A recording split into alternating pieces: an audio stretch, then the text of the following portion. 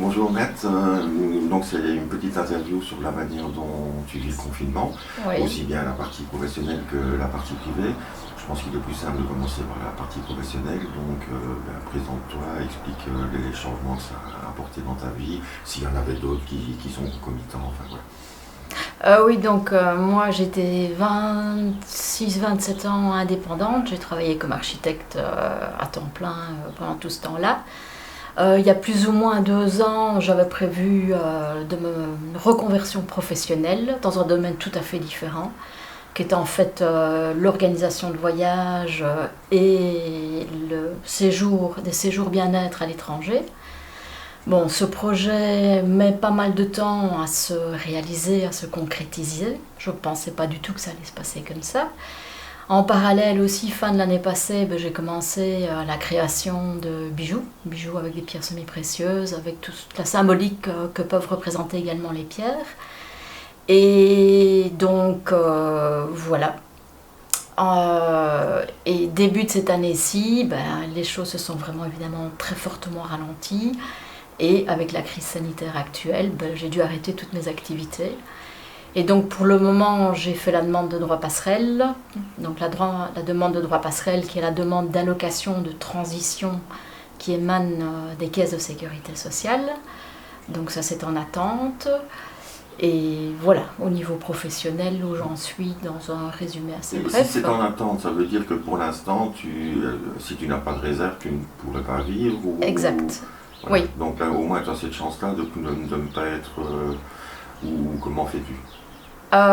Ici, j'ai la chance d'avoir mis les choses en place pour vivre ce que je vis finalement maintenant, c'est-à-dire que j'ai pas de loyer, donc j'ai plus de voiture, j'ai vendu ma voiture, donc j'ai vraiment fait en fait une décroissance très importante dans mon mode de vie et je vis ad minima.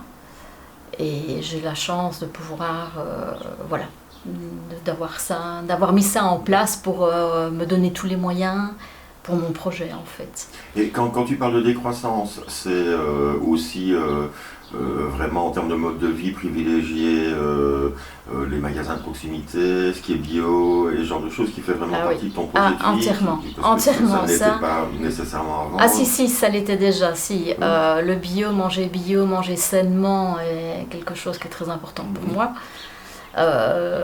Et ça fait quand même 10-15 ans que je suis là-dedans. Je ne saurais pas dire exactement quand j'ai commencé. Mais ici, ça va encore plus loin parce que là, je n'utilise plus de voiture du tout. Donc, je fais que les courses là où je peux le faire, à pied, en promenant mes sacs. Comme ça, je fais un peu d'exercice en plus.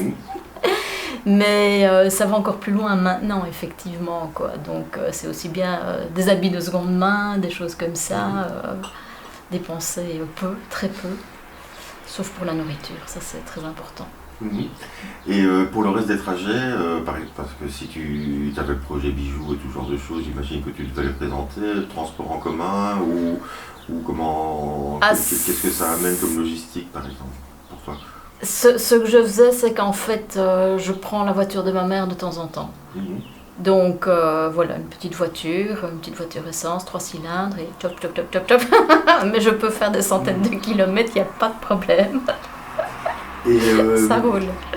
Le déclic du changement de vie, qui ne date absolument pas de cette période de confinement, mais c'est un déclic qui s'est fait en une fois ou c'est vraiment progressif comme... Non, c'est plutôt progressif. Il faut savoir qu'en 2007, j'avais déjà commencé à envisager une reconversion professionnelle dans un domaine tout à fait différent, qui est le domaine de tout ce qui est touché thérapeutique. J'ai fait beaucoup de stages, beaucoup d'heures de cours et tout ça. Et puis en fait, les choses ne sont pas mises en place du tout non plus pour ça. Bon, puis j'ai suivi des formations en feng shui coaching. J'ai suivi des formations en communication non violente, beaucoup de choses à différents niveaux. Et ça ne s'est pas mis en place. Ce qui s'est mis en place, c'est plutôt un peu des consultations feng shui et qui m'ont un peu reconnecté finalement avec l'essence de mon travail, l'essence de mon métier d'architecte en fait. Et donc en 2008, j'ai commencé à avoir un peu plus de clients. Je travaillais à l'époque dans un grand bureau ici à Liège. Et de fil en aiguille, j'ai eu de plus en plus de clients et je ne voulais pas ouvrir mon bureau d'architecture, mais j'ai ouvert mon bureau d'architecture. Et alors là, j'ai décidé assez rapidement de me spécialiser dans tout ce qui est structure bois et matériaux écologiques. Déjà à ce moment-là, en me disant c'est le créneau que je veux, dans lequel je veux exercer mon métier. C'est quelque chose qui est vraiment très important pour moi. Et donc, petit à petit, les choses se sont mises en place. Le bouche à oreille a vraiment très bien fonctionné. Et j'ai eu des magnifiques projets avec des très chouettes clients, quoi. J'ai une question, mais qui peut paraître indiscrète, donc on a toujours le droit de ne pas répondre. Oui. Mais dans l'imaginaire collectif, être architecte, ça sous-entend un certain niveau de vie, parfois même la belle voiture qui va avec pour pouvoir avoir des clients. Donc renoncer à tout ça est simple. Renoncer à tout ça maintenant, tu veux dire? Il y a un parcours, donc tu l'as fait par je l'ai fait petit à petit. Je l'ai fait petit à petit. Moi, je l'ai fait petit à petit. Bon, je vivais dans une très grande maison. Donc là, voilà, ça s'est fait petit à petit la décroissance, vraiment 2-3 ans, quoi. Mais ça t'apporte au moins du bien-être, parce que si on fait petit à petit sans que ça n'apporte rien, quelles sont les ça m'apporte choses beaucoup de liberté, en fait.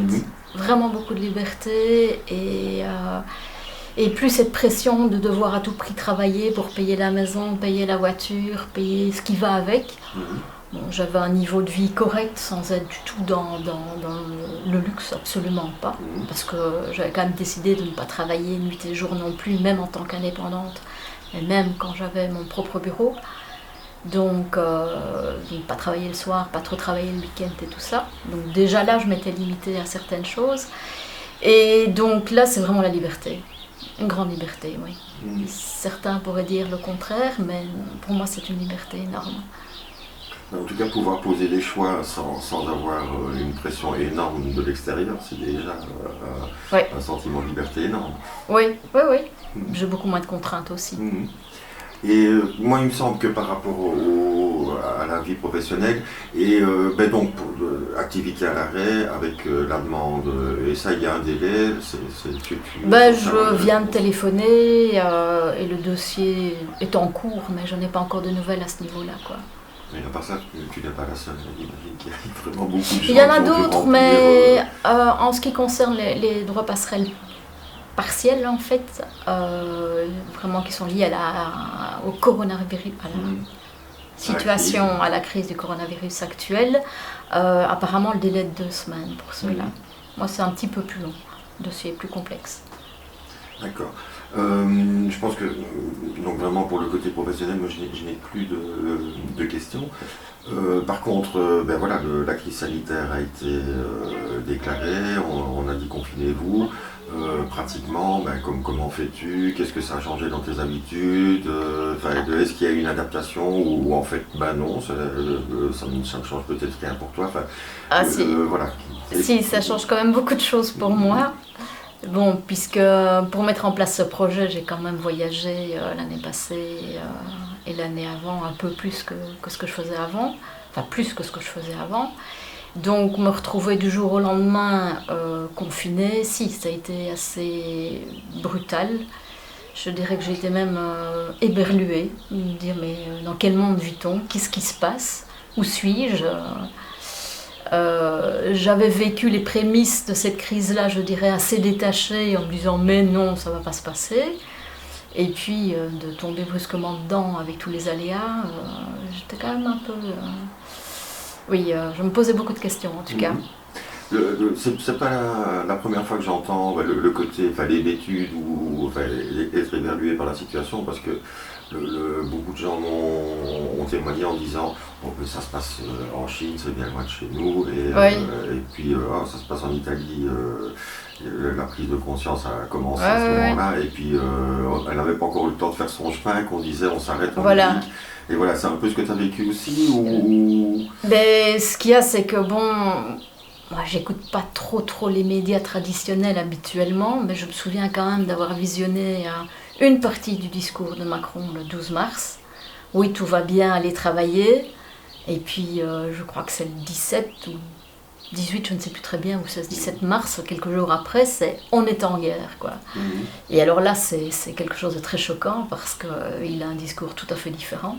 Bon, c'est lui que j'ai vu parce que je m'intéressais plutôt à la France à ce moment-là, mais... Et il a dit, oh là, s'il a un côté un peu qui vire un petit peu dans un extrême.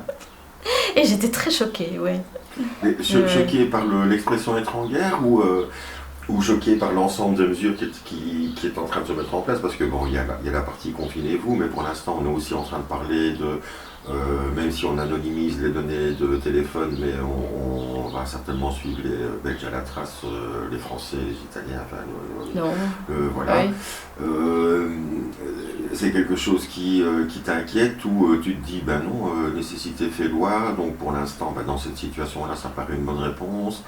Non, j'ai été choquée par le discours, par le contenu, par le phrasé et le non-verbal utilisé également, très important, quoi. Et qui ont commencé à créer un peu la panique et la psychose, créer un danger pour tout d'un coup. Une semaine avant, tout se passait bien, et puis la semaine d'après, c'était vraiment très très très grave, une pandémie mondiale. Attends, par rapport à ça, la suite de ta question, c'était... On met en place un certain nombre de dispositifs qui oui, par rapport aux libertés individuelles, je suis effectivement assez tracassée. Je ne téléchargerai pas l'application. Je considère que c'est vraiment bafouer les libertés individuelles que de faire ce genre de choses et de le tracer même dans le cadre de cette crise. D'autant plus que ça fait un peu, ça met aussi un peu en évidence les défauts de préparation, les défauts de prévention qui auraient dû être prises par l'État. Enfin, non, c'est pas juste la phrase. C'est pris dans ce cas-là, pas pris. Oui, enfin bon. Ça met en évidence le défaut de prévention de l'État. Oui, donc si le gouvernement essaie de prévoir, là tu te dis il y a quelque chose qui... Il y a quelque chose que je ne comprends pas. Bon, je te dis, je répète, en général, je ne lis pas beaucoup de médias traditionnels ni classiques, mais ici, dans les circonstances actuelles, je lis beaucoup plus. Je me renseigne beaucoup plus pour voir un petit peu ce que les journalistes rapportent. Donc là, dans les médias traditionnels, ils sont des fois confus, ils se contredisent complètement, ils rapportent des recherches scientifiques, ce que disent certains experts, un jour c'est comme ça, le lendemain c'est tout à fait différent. Dans le même journal, tout va bien, mais c'est quoi la réalité là derrière? Donc aussi, moi, ce que j'ai commencé à faire, je dirais, après la phase 1, qu'est-ce qui se passe, la phase 2, je me renseigne, je cherche à voir ce qui se passe au-delà de ces apparences. Et alors là, j'ai commencé, je dirais, à vraiment regarder des vidéos, lire beaucoup plus de textes et chercher une information, je dirais même alternative. Bon, évidemment, tu as l'extrême qui tourne, évidemment, au complot, quoi. Enfin, tout ça, mais c'est aussi utilisé pour décrier certains lanceurs d'alerte. Donc, dépatouiller tout ça, en fait, finalement, à un moment donné, j'ai commencé à vraiment avoir la tête qui tourne. D'ailleurs, j'ai eu même des troubles de l'équilibre, tellement j'étais... de me dire, alors il faut comprendre au niveau économique ce qui se passe. Essayez de comprendre, je ne suis pas obligée de comprendre, mais essayez de comprendre au niveau économique, au niveau vraiment, qu'est-ce que ce virus, pourquoi est-ce qu'il est si virulent, pourquoi est-ce qu'il est aussi dangereux, donc essayez de comprendre là plus au niveau médical les effets de ce virus, comprendre le traitement des données que font les gouvernements via les différents centres de statistiques, Sciences, Anno, etc. en Belgique et tout ça. Voilà, écouter des informations qui paraissent tout à fait... comment est-ce que disait Idriss Aberkane, qui dit ridicule, dangereuse, et puis ce sera évident plus tard, quoi. Pour l'instant, c'est ridicule. Et on est peut-être en phase même danger pour certaines. Et dans quelques mois, ce sera peut-être évident. Donc voilà, d'essayer de dépatouiller un peu tout ça à mon niveau, et puis de me dire, oh là, ça va, je vois les grandes lignes, je commence à comprendre. Maintenant, je vais laisser tout ça décanter. Ça te laisse quand même l'occasion de faire tes courses et... Oui, malgré tout, je m'alimente convenablement, mais c'est un petit peu... Ça pourrait être un travail à temps plein, mais je ne l'ai pas fait à temps plein malgré tout. Je laisse ça à d'autres personnes qui le font beaucoup mieux que moi et qui font des résumés très intéressants de la situation actuelle et de nouveau à différents niveaux. Et non, je me suis bien alimentée. Par contre, mon sommeil a été un peu bousculé quand même. Je me suis dit, voilà, quand je rêve des chiffres, des liens et tout ça, ça fait, c'est bon, j'arrête. On va passer sur un côté plus léger, j'imagine. Comment fais-tu pour être en contact avec tes proches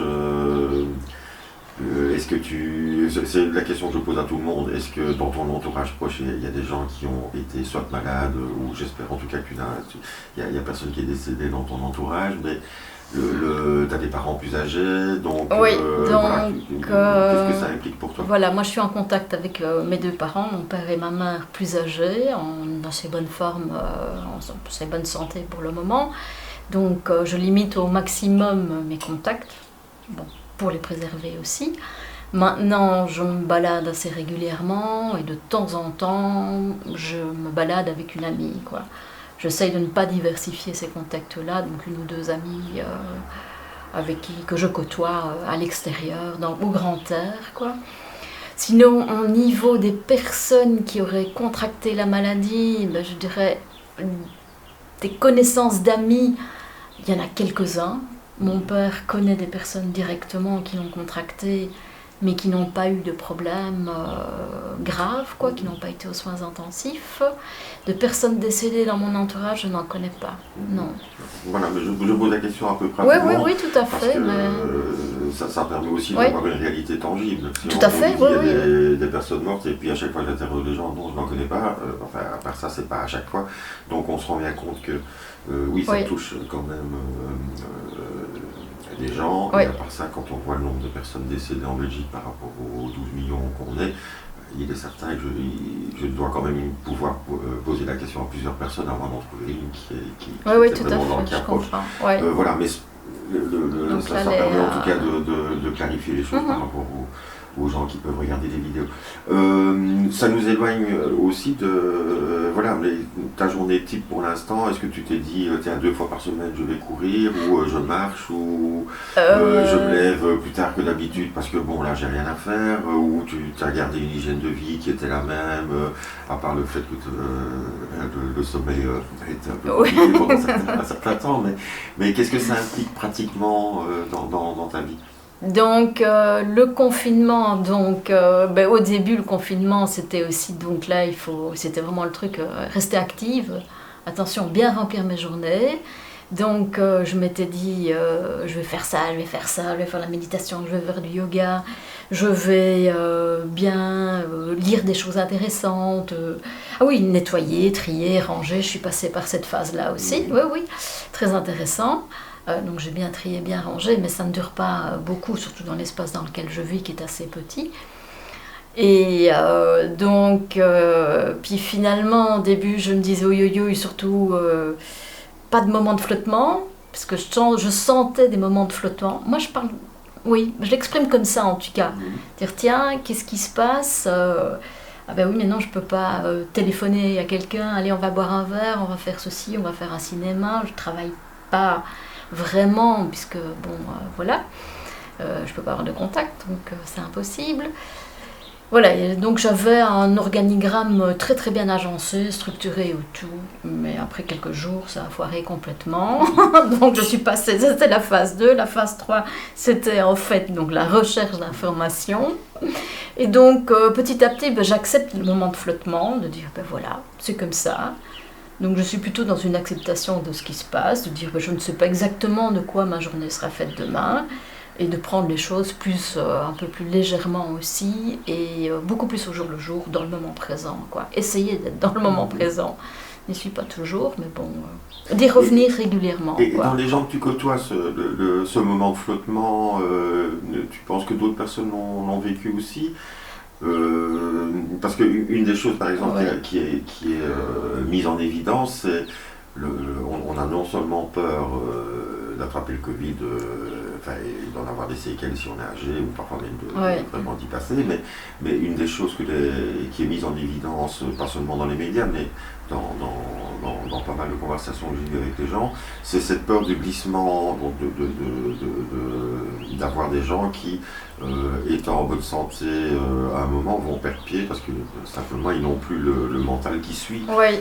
Et donc pour toi c'était vraiment un flottement, mais tu penses que ça ne t'a pas mis dans un état plus profond ou de dépression ou d'hébétude, ou tu as l'impression de gérer probablement, et que les gens qui t'entourent aussi?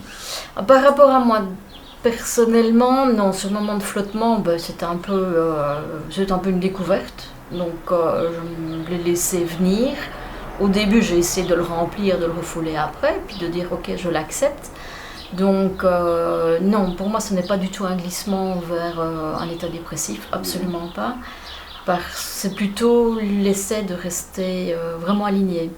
Ouais, de rester aligné et de rester présente à qui je suis et de rester optimiste par rapport à ce qui se passe. Je n'ai pas de crainte d'attraper ce virus.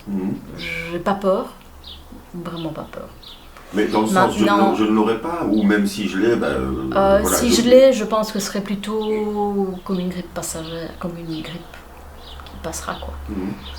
Ou une grippe très légère. Mais ça ne me tracasse pas. Donc le fait de savoir que dans quelques pays, alors qu'on sait que ça s'attaque d'abord plus souvent aux hommes qu'aux femmes, mais en plus il y a souvent des maladies concomitantes qui fait que la gravité est d'autant plus grande. Mais bon, donc toi tu n'es pas nécessairement dans le groupe le plus à risque, tu n'es pas dans la plus âgée, ou alors si tu as 75 ans, c'est bien. C'est pas mal. Mais ce n'est pas le cas, pas de chance. Non, je sais pas.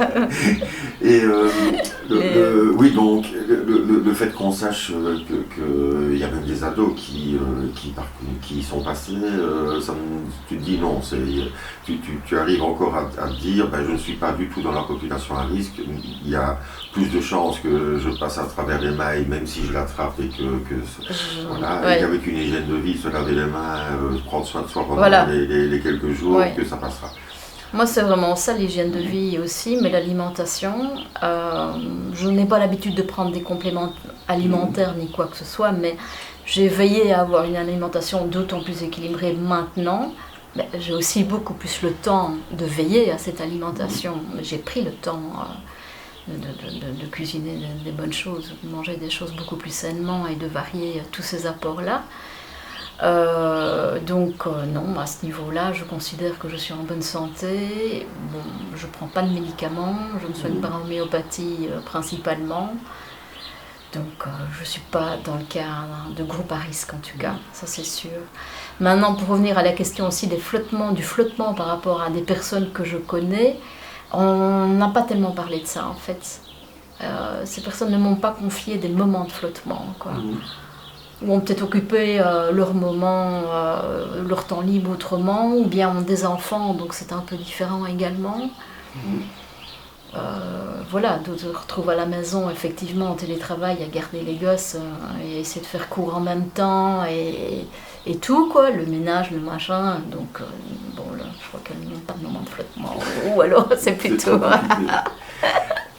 Et donc, tu t'achemines vers la phase 4, rester en training toute la journée, mettre des pantoufles à pompons roses, ou pas du tout? Non, la phase 4, donc la phase 4, on y est, la phase 4, c'est le déconfinement. Donc, petit à petit, je vois quand même autour de moi que les gens se déconfinent de plus en plus, certainement dans les règles et tout ça, mais on voit quand même beaucoup plus de gens dehors, la circulation a nettement augmenté.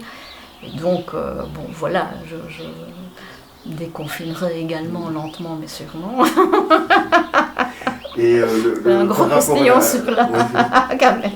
Et par rapport à la gestion de la crise, donc on a confiné, on déconfine, c'est vrai que tu as pris l'exemple de la France, mais tu as l'impression, en tout cas, on peut avoir le droit à l'erreur, donc même s'ils commettent des erreurs dans la manière d'apprécier les choses, le droit à l'erreur existe pour tout le monde, qu'on soit politicien ou... Oui, c'est sûr. Donc voilà, donc ça, je pense que taper sur le coup n'est peut-être pas la meilleure des choses. Par contre, on a vu des erreurs répétées. Oui. Donc c'est la fameuse phrase, hein, errare humanum est, Ouais, ça va ouais, être toujours là, mais la fin de ouais, la phrase, tout à c'est fait, persevere diabolicum, donc quand on le fait 2 ou 3 fois, il faut quand même se poser oui, des oui, on questions. peut se poser des questions, effectivement. Et ça, Oui. c'est les questions que tu te poses Je me pose quand même beaucoup de questions, effectivement. Donc, il y a, oui, comme tu dis, l'exemple de la France, mais je me suis aussi intéressée à ce qui se passait, évidemment, à la politique belge et comment c'était géré. Et si, bon, comme tout le monde sait, les masques, donc on peut se poser beaucoup de questions. Les tests, donc on nous annonce maintenant qu'on va effectivement arriver à 25 000 tests par jour, mais on n'est pas encore aux 10 000 tests par jour annoncés fin mars, je pense. Donc là, ben, qu'est-ce que ça signifie? Donc on nous annonce des choses, on ne le fait pas, mais ils ont quand même le culot de dire après, mais non, on va arriver à 25 000 tests pour le 4 mai, mais on n'est pas encore aux effectifs. Enfin, aux effectifs de ce qui était demandé pour le fin mars. Donc là, il y a quand même Est-ce que c'est des erreurs de communication? Est-ce que c'est des erreurs de stratégie? Comment ça se fait? D'avoir privilégié les laboratoires pharmaceutiques et non pas les laboratoires belges agréés pour réaliser les dépistages dont on parle tant. Donc là aussi, c'est un peu... Là, je ne comprends pas. C'est une question que j'ai vue en France aussi, où à un moment, parce que le laboratoire, bon, bien sûr, on a besoin dans une situation classique, il y a un réseau pour pouvoir la médecine humaine et puis la médecine vétérinaire, mais à un moment, en France, les gens ont dit, vous savez, là, avec la médecine vétérinaire, tout ce dont on a besoin maintenant, oui, j'ai entendu ça aussi. Tout à fait, on ne les a pas laissé faire. La même chose est arrivée en Belgique, où ils ont aussi levé la main en disant, vous savez, l'infrastructure est là. Oui, tout à fait. On peut simplement la faire changer de but. C'est jamais que les mêmes types de machines. Et donc là, c'est vrai que moi, ça me surprend, d'autant plus que dans l'urgence et avec les pleins pouvoirs qu'on avait concédés, on ne comprenait pas très bien comment il n'était pas possible de se retourner plus vite. Voilà, mais ça n'empêche. Tu vis en Belgique, même si on peut pointer de ci, de là, en tout cas des choses qui posent question, ou peut-être même un manquement avéré, on verra dans le futur. Voilà, c'est pas à nous de juger ça. Mais tu as quand même l'impression d'être dans une région du monde où ça se passe bien, où quel est ton sentiment? Mon sentiment, oui, mon sentiment par rapport à ça, c'est que finalement, la manière dont ils ont traité le confinement en Belgique est quand même nettement moins radicale que dans d'autres pays, quoi. On n'a quand même pas ce fameux papier pour pouvoir sortir. Donc moi, j'ai fait mes courses à pied, j'ai été me balader de nombreuses fois à la Chartreuse, au parc de la Beauvrie et même sur le Ravel et tout ça. Je n'ai jamais été contrôlée, quoi. Il y a juste eu au parc de la Chartreuse il y a 2-3 jours où un couple, je veux dire un homme, une femme, policiers sont arrivés, j'étais assise à un endroit au soleil, mais comme beaucoup d'autres gens, ils nous ont demandé de nous lever, tous. Ils avaient l'air beaucoup plus embêtés que nous en fait. Parce que d'autres ont dit, mais oui, mais enfin, c'est pas possible, on vit sous le même toit, pourquoi on ne peut pas rester? Et ils disent, ben oui, mais c'est le règlement. Mais ils avaient vraiment l'air embêtés, franchement. C'était bon, voilà, ça, mais tout à fait gentiment, donc aucune agressivité de la part de ces deux personnes-là. Je trouve quand même qu'on a un peu plus, je dirais, de liberté par rapport à des gens qui ne peuvent pas sortir du tout, sans avoir ce fameux papier, qui ne peuvent pas sortir entre 9 et 18, voilà. Je parlais un tout petit peu du Maroc qui suit quand même la France pour pas mal de choses et là aussi ils sont très limités au niveau de leur sortie. Ils doivent également avoir ce document pour sortir. Ils ont un confinement qui est beaucoup plus sévère. Maintenant ils ont des espaces à certains endroits qui sont beaucoup plus grands. Et là ils dépistent, ils ont dépisté depuis le début, depuis la mi-mars, ils dépistent tous les cas qui pourraient être suspects. Mais il n'y en a pas beaucoup, donc le matériel à disposition est peut-être plus facile à organiser aussi. Donc je considère... n'est pas la même non plus, à part dans les grandes villes. Voilà, à part dans les grandes villes où il y a 2-3 points, 2-3 foyers quand même, où il y a plus de cas, plus de contamination. Maintenant, effectivement, le nombre d'habitants au kilomètre carré dans certaines régions est effectivement très très faible. Donc c'est pas des choses tout à fait comparables non plus. Et puis la situation, il y a beaucoup. Voilà, c'est ce que j'allais parler. C'est ce dont j'allais parler, de dire que la population, la moyenne d'âge est beaucoup plus jeune que dans les pays occidentaux, quoi. Et ils n'ont pas de maison de retraite, ou très peu en tout cas.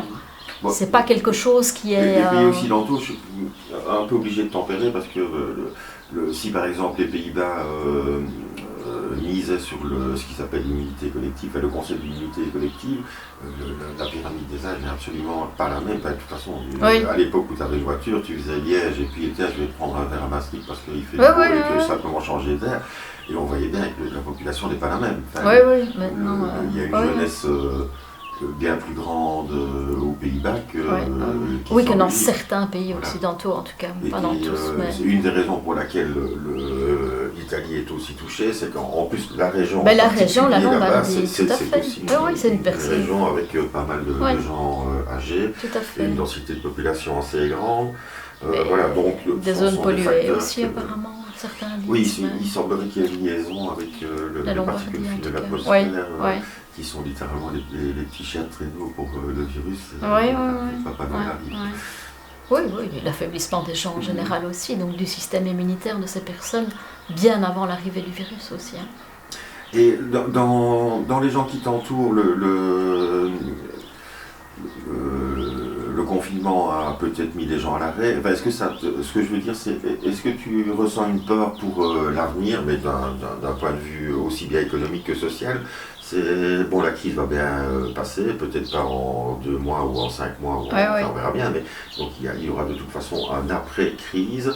Est-ce que tu pressens que certains changements de société vont devenir vraiment des enjeux bien plus grands que ce n'était avant la crise, c'est-à-dire essayons de revenir à une alimentation saine, limiter nos trajets en voiture, polluons moins, est-ce que tu as l'impression qu'il y a un glissement vers ces valeurs-là ou que, non, je ne mise pas plus de 3 copecs sur le fait qu'il suffit de 6 mois pour que tout le monde reprenne le même train de vie, la même urgence. Qu'est-ce qui te passe par la tête? Moi, ce qui me passe par la tête par rapport à ça, c'est que je pense que, je dirais la politique, les politiciens, etc., et le pouvoir économique va faire comme c'est de faire la transition au mieux et de dire que dans quelques mois, tout va revenir comme avant, donc le même niveau de croissance, de nouveau la croissance. Que le volet social risque peut-être d'être vraiment oublié, le volet social et le volet aussi soins de santé, c'est lui ça j'ai des craintes par rapport à ça, parce qu'on voit quand même de temps en temps des petits encarts, enfin pas des encarts, mais des petits titres dans certains médias. On a quand même continué le régime d'austérité par rapport aux soins de santé. Là, j'ai des craintes, par rapport à la population. Je crois qu'il y a des personnes qui prennent conscience maintenant de ce qui se passe, donc qui ont peut-être eu l'occasion de prendre le temps de lire un petit peu plus, de se documenter un petit peu plus aussi, qui vont peut-être remettre en question leurs habitudes d'alimentation, d'essayer de manger plus sainement, d'essayer de peut-être moins participer à cette croissance effrénée. Je vois la situation comme ça, mais je ne suis pas sûre qu'il va y avoir vraiment un grand rebond pour dire on va vraiment maintenant modifier toutes les habitudes et aller vers quelque chose, une politique beaucoup plus écologique, beaucoup plus sociale, avec l'humain au centre des préoccupations. J'ai quand même des doutes. Mon impression aussi, c'est que ça va remonter et puis qu'on risque peut-être à un moment donné d'avoir, est-ce que ce sera ce fichu coronavirus, comme dirait mon neveu, qui va peut-être revenir dans quelques mois, donc on va peut-être... et que là, il risque d'y avoir un glissement vers quelque chose de plus positif. C'est ma vision des choses, mais pas cette fois-ci. Et donc, cette deuxième phase-là, est-ce que ce sera une nouvelle pandémie? Est-ce que ce sera un nouveau confinement à cause d'un retour de ce virus-ci ou pas? Je ne sais pas, mais je le vois dans quelques années. Enfin, dans quelques... Peut-être fin de l'année, peut-être l'année prochaine. Et c'est en corrélation avec ton analyse, ton analyse ou ta perception de la manière dont on va déconfiner les Belges? Parce qu'on sait qu'il y a un agenda qui est... Non, ça n'a rien à voir avec ça. C'est plus intuitif. Générale, plus intuitif. Je dirais que c'est beaucoup plus intuitif, ça. Ça fait plus ressenti et intuitif, Voilà, Voilà. moi j'ai l'impression qu'on a fait le tour des deux volets. Comme je te l'ai dit avant, la parole est offerte. Donc s'il y a une chose qui te tient à cœur, alors je ne vais absolument pas aiguiller par-ci, par-là, voilà, profites-en. Voilà, Je ne j'ai couperai pas. juste peut-être un petit message parce que là, bon, mon père a fait des dons de masques et les sans-logis, par exemple, qui sont rue Saint-Laurent, ont besoin de masques, ont un urgent besoin de masques en tissu lavables. Donc voilà, ça c'est une petite parole, une petite demande. Et sinon, non, j'avais une question un peu farfelue. Est-ce que tu as toujours peur des mogwais? Moi non. Je n'ai jamais eu peur de m'envoyer. Faux. Coupons. Si c'est vrai, non, j'ai toujours peur. Je n'ose pas regarder. Donc voilà, merci beaucoup.